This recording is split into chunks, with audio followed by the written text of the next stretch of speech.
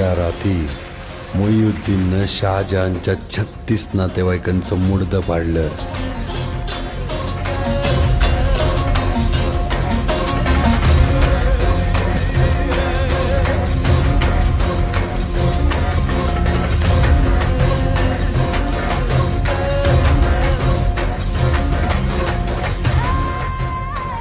Badshah Mohammed Moinuddin Aurangzeb Ghazi.